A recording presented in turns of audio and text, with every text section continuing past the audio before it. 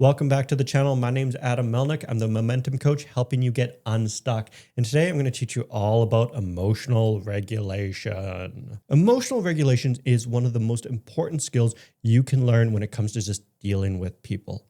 I remember working with a manager. This manager was a very smart woman. However, she struggled with managing her own emotions, which was very problematic. Anytime there was an issue, a roadblock, or an obstacle, she would just kind of fly off the handles. And this was a big problem in my profession because I worked in nursing. And in nursing, we often dealt with life-threatening situations. Well, one day I had a client that had a seizure due to water toxification. It essentially meant was she drank way too much water and then her blood turned into just water. And she had this massive seizure. She was at risk of dying. At the time, we didn't know any of this. And our manager came out and she was freaking out. She had her hands in the air. She was yelling at people. She was attacking people. She was just walking around making improper judgment calls during the emergency. And it was so bad. I remember saying to her, I said, Jessica, I need you to stop. I need you to take a walk. You are no good here. Because she was causing so many more problems than solutions. And that was a big, big, big issue because somebody's life was on the line.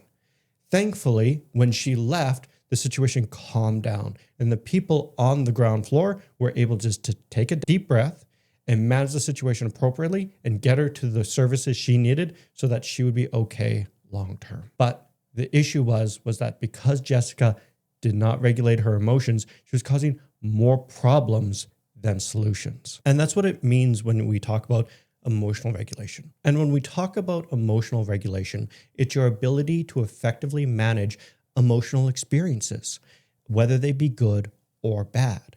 The reason why we care about emotional regulation is because if we are doing it, if we are not regulating our emotions, what you'll notice is that people don't trust you because you're going to fly off the handle at any given problem or issue, which means that people simply don't talk to you. They don't open up to you. You don't know what's going on. On top of that, you create an atmosphere of crisis all the time, where there's just always problems, there's always issues, which means that stress levels go up, burnout rate goes up, anxiety goes up, depression goes up, and then we're looking at staff turnover, which we simply don't want. And to add insult to injury, what I typically see is people that cannot manage their emotions will often lash out at those around them. They'll either become physically or verbally abusive, which again destroys trust, creates a toxic work relationship, and causes long-term damage both for you and your relationships, but also for the company. So when we look at it, the main reason why we are trying to regulate our emotions is to build an atmosphere of trust, to prevent catastrophization, and to create a problem-solving environment. This is what we need to do. If we cannot manage our emotions, I can almost promise you that every relationship you're going to have, every team you're going to be on, every business that you're going to start will simply fall apart. It is the sad reality of just not being able to handle your emotions. I've seen it time and time and time again. So the big question is, how do we even manage our emotions? Like, where do we even start to just gain a hold of these emotions so we're not flying off the handle? Well, it starts with really easy things that nobody seems to want to do, which is I need you to be sleeping 7 to 9 hours a day. I had a client, they were sleeping something like 4 to 6 hours every single day. And in talking with them, they just wanted to cry. They just wanted to cry. They didn't know why they wanted to cry. They wanted to cry. They were depressed. They were anxious.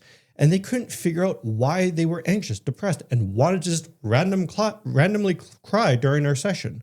Well, it turns out the reason for this was they were sleep deprived. Their body was exhausted. When you're tired, you cannot regulate your emotions and you're just all over the place, which means that I need you to work on your sleep. This is why, again, when I work with my clients, I work with them on a holistic level. We have to work on your sleep. We have to work on your diet. We have to work on your exercise. Why? Because it all filters into many different aspects of your life, like emotional regulation, like happiness, like pain tolerance, like resilience, etc., etc. But I need you sleeping 7 to 9 hours every single day. Then I need you to start eating correctly. I mean, there's the old Snickers commercial. You're not you when you're hungry.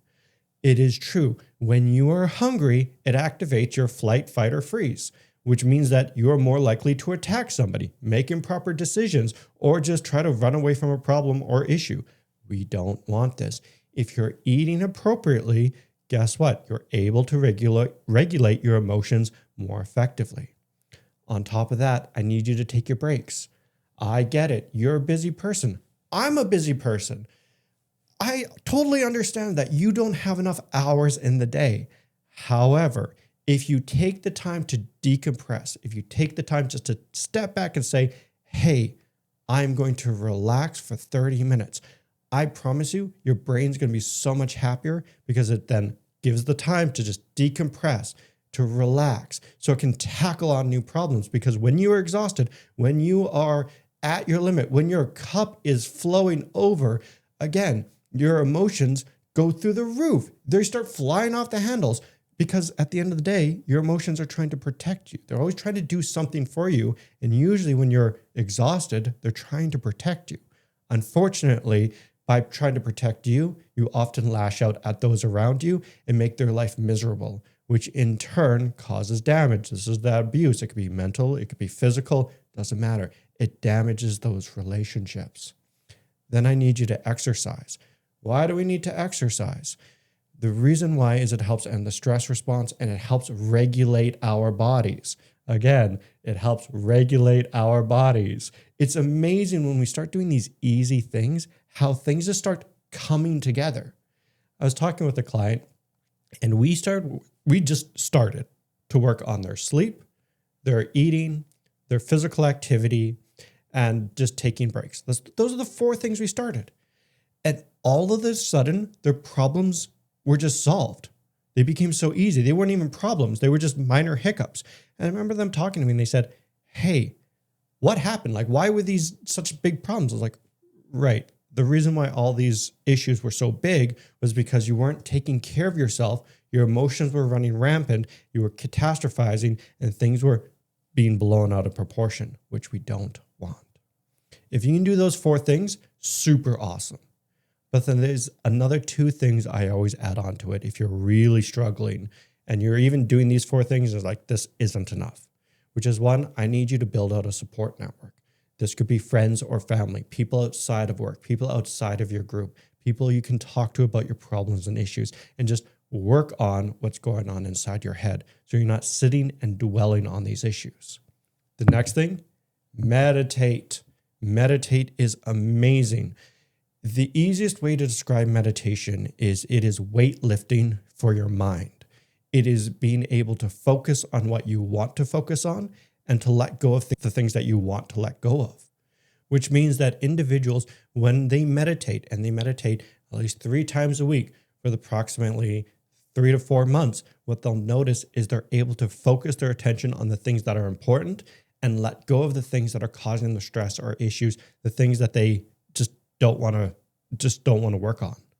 But also what meditation does is it calms down our emotions. So if your emotions are always running at a 10, if you're constantly meditating, it kind of dims them down to about a 5. You still feel the anger, you still feel the sadness, you still feel the joy. It's just toned down. And for individuals that are always flying off the handles, that's what we want. We want them to meditate. We want them to start learning that focus, and we want them to start just being able to let go of the things that are just unimportant in their life. But I always encourage meditation. I always encourage just building the support network. And the last thing, and if you can't do any of that, is just start journal writing. It'll help you process what's going on in your head, help you work through these emotions so you're not taking them out on the people around you. The things you need to avoid, big red warning flag, the things you have to avoid is you need to avoid alcohol and other substances when dealing with your emotions. Why? Because they are what are called unhealthy coping mechanisms. These are anything that causes long-term damage to you or ultimately helps you avoid the problem when we should be tackling it head on. If you're using drugs and alcohol to just deal with these issues, I promise you, it's not going to work out well for you.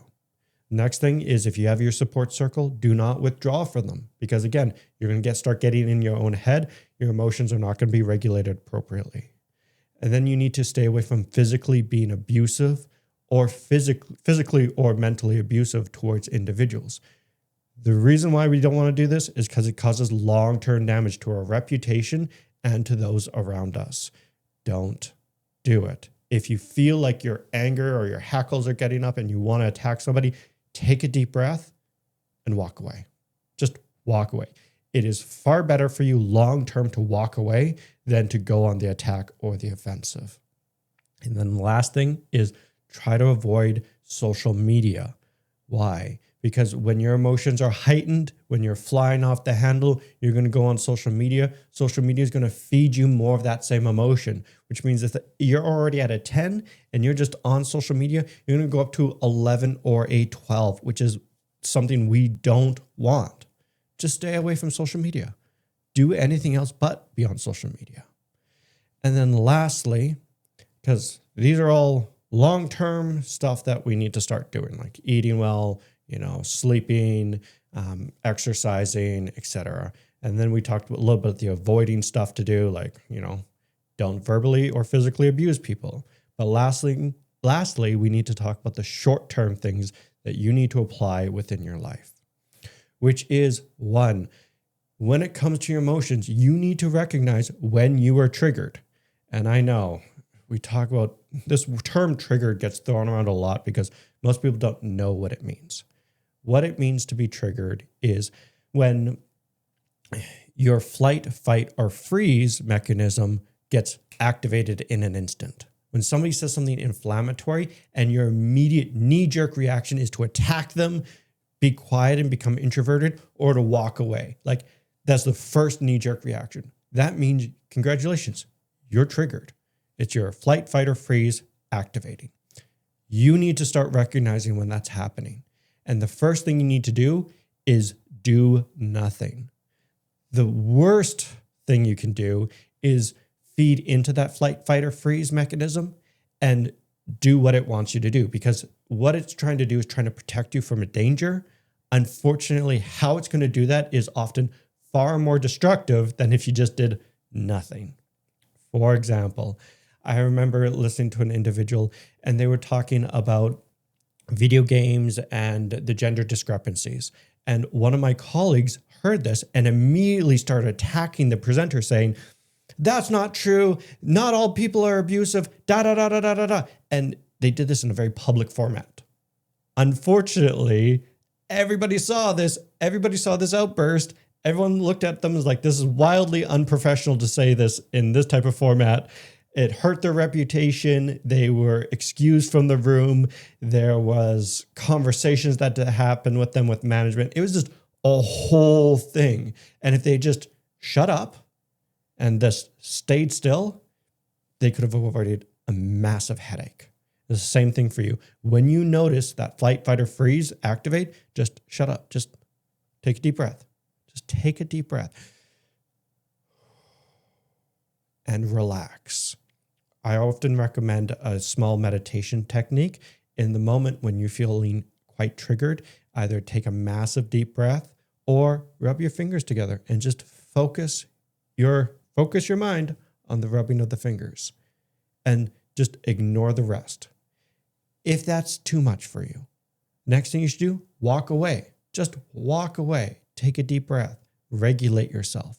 Do not fall victim to your flight, fight, or freeze. Do not attack. Do not go into yourself. Do not just run away. Just take a deep breath, walk away, recollect yourself, and then come back to the room and have the conversation again. But after that, I would always encourage you to take a step back, open up a journal, reflect. Okay, what was being talked about? What triggered me? Why did I get triggered? These are the questions you need to ask.